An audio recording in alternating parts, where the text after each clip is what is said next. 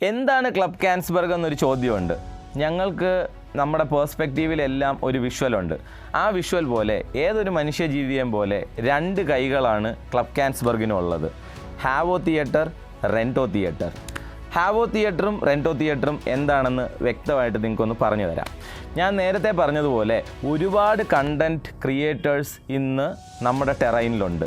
ഇവർ ഷൂട്ട് ചെയ്ത വളരെ കഷ്ടപ്പെട്ട് ലൈറ്റ് ചെയ്ത് നല്ല ക്യാമറ യൂസ് ചെയ്ത് നല്ല ലെൻസ് യൂസ് ചെയ്ത് നല്ല സ്റ്റുഡിയോയിൽ മിക്സ് ചെയ്ത അവരുടെ കണ്ടൻറ്റുകൾ എങ്ങനെ ഏറ്റവും നല്ല സ്കെയിലിൽ കാണിക്കാം എന്നുള്ളിടത്താണ് നമ്മുടെ ആശയം തന്നെ. ഞാൻ നേരത്തെ ഇത് പറഞ്ഞായിരുന്നു, ഒന്നും കൂടെ പറഞ്ഞതേ ഉള്ളൂ.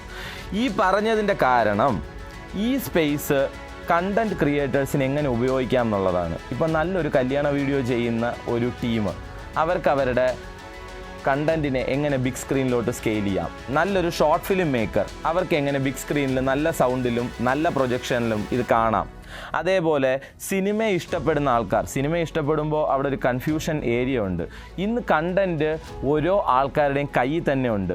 OTT ഒരു ഐഡിയും പാസ്വേഡും അവർക്കൊരു അക്കൗണ്ടും ഉണ്ടെങ്കിൽ അവരവരുടെ കണ്ടൻറ്റ് അവരവരുടെ കയ്യിൽ തന്നെ ഉണ്ട്. ഇതെങ്ങനെ ഫോണിലല്ലാതെ, ഈ ഫോണാണല്ലോ പലയിടത്തും വില്ലൻ.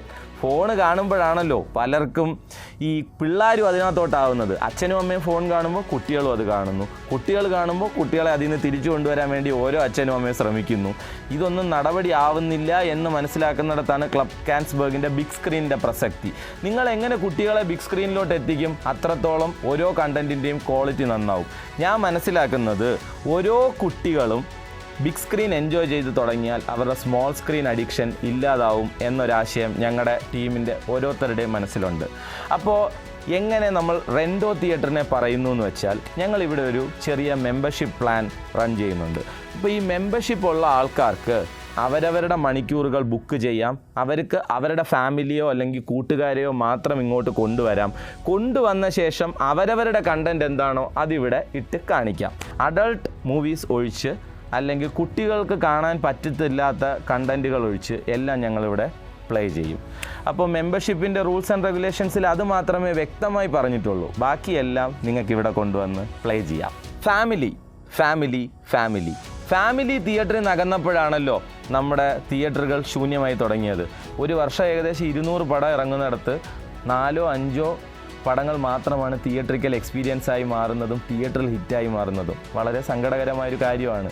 ഞാനൊക്കെ പണ്ട് ലാലേട്ടൻ്റെ ഒരു ഹാർഡ് കോർ ഫാനാണ് കേട്ടോ ഞാൻ. അപ്പോൾ നമ്മളൊക്കെ പണ്ട് തിയേറ്റർ സെലിബ്രേറ്റ് ചെയ്തിരുന്നതെന്ന് പറഞ്ഞാൽ വേറൊരു ലെവൽ സെലിബ്രേഷനായിരുന്നു. തിയേറ്ററിൽ നമ്മൾ കാണുന്ന ഓരോ മൊമെൻറ്റും എൻജോയ് ചെയ്ത് ത്രസിച്ച് ടിപ്പ് ഓഫ് ദ സീറ്റിൽ വന്നിരുന്ന് അടിച്ച് പൊളിച്ചായിരുന്നു കണ്ടുകൊണ്ടിരുന്നത്. ഇന്ന് തിയേറ്ററുകളൊക്കെ അനങ്ങാപ്പാറകളായി മാറിക്കഴിഞ്ഞു. ഒരുപാട് കൾച്ചറൽ ഡിഫറൻസും ഉണ്ടായിട്ടുണ്ട്, അത് വേറെ കാര്യം. പക്ഷേ എന്നാലും ആ എക്സ്പീരിയൻസ് മനസ്സിലോട്ട് കൊണ്ടുവരണമെങ്കിൽ ഫാമിലി ആയിട്ടൊരു പടം ബിഗ് സ്ക്രീനിൽ എൻജോയ് ചെയ്യുമ്പോഴാണ് അത് ഉണ്ടാവുന്നതെന്നാണ് ഞങ്ങൾ വിശ്വസിക്കുന്നത്. അതുകൊണ്ടാണ് ഞങ്ങൾ ഇത്രയും എഫേർട്സ് എടുക്കുന്നതും. ഫാമിലിക്ക് ഇന്ന് തിയേറ്ററിൽ പോകാൻ ഒരുപാട് പ്രശ്നങ്ങളുണ്ട്. എന്തൊക്കെയാണ് ആ പ്രശ്നങ്ങളെന്ന് തോന്നിയാൽ, കോവിഡ് മഹാമാരി അതിൻ്റെ ഒരു വലിയ പ്രശ്നമാണ്. കോവിഡ് വന്ന സമയത്ത് പബ്ലിക് സ്പേസിലിരിക്കാൻ ആൾക്കാർക്കും ഫാമിലിക്കും ഭയങ്കരമായ ബുദ്ധിമുട്ടുകൾ വന്നു തുടങ്ങി. എനിക്ക് തന്നെ ഫാമിലിയുണ്ട്, പിള്ളേർ 2 പേരുണ്ട്. അപ്പം നമുക്കറിയാം ബുദ്ധിമുട്ട്. ഒരു പബ്ലിക് സ്പേസിൽ കൊണ്ടുപോയി കഴിഞ്ഞാൽ അവർക്ക് ജലദോഷം വന്നാൽ മാറാൻ ഏകദേശം 2 മാസമൊക്കെയാണ് എടുക്കുന്നത്. ഈ പ്രശ്നത്തിനെ സോൾവ് ചെയ്യാൻ പ്രൈവറ്റ് സ്പേസിൽ സ്ക്രീനിങ് കൊടുക്കുക എന്നൊരാശയം ഞങ്ങളുടെ ഉള്ളിലുണ്ടായിരുന്നു. അപ്പോൾ ഒരു ഫാമിലി ഇവിടെ വന്നിരിക്കുന്ന സമയത്ത് അവർ മാത്രമാണുള്ളത്, വേറെ ഒരു പബ്ലിക്കും ഇല്ല. ഇതൊരു പ്രൈവറ്റ് സ്ക്രീനിങ് ആണ്. അപ്പോൾ അങ്ങനെ വരുന്ന സമയത്ത് ഈ പ്രൈവറ്റ് എന്ന് പറയുന്ന സ്പേസിലേക്ക് ഞങ്ങളിതിനെ പ്ലേസ് ചെയ്യാം എന്ന് തീരുമാനമെടുക്കുന്നു. ഇവിടെ വരുമ്പോൾ അവർക്ക് അവരുടേതായ ഒരു ബാത്റൂമുണ്ട്, അവർക്കിരുന്ന് കഴിക്കാനൊരു സ്ഥലമുണ്ട്, അവർക്ക് ഹാപ്പി മൊമെൻറ്റ്സ് ഷെയർ ചെയ്യാം. ഓരോ സീനും അവർക്ക് വേണമെങ്കിൽ റിപ്പീറ്റ് ചെയ്ത് കാണാം. ഒരു പാട്ട് വേണമെങ്കിൽ ഒന്നും കൂടെ കേൾക്കാം. ഇപ്പം വേണമെങ്കിൽ ഒരു 15 മിനിറ്റിൽ ഒരു ബ്രേക്ക് എടുക്കാം. ഇൻ്റർവെല്ലിൽ തന്നെ ഇറങ്ങണമെന്ന് നിർബന്ധമില്ല. അങ്ങനെ ഒരുപാട് ബെനിഫിറ്റ്സ് പ്രൈവറ്റായിട്ട് അവരൊരു മെമ്പർഷിപ്പിൽ കൂടെ ഒരു പ്രൈവറ്റ് തിയേറ്ററിൽ വരുമ്പം ഉണ്ടെന്നുള്ളതാണ് നമ്മുടെ പ്രധാന ആശയം.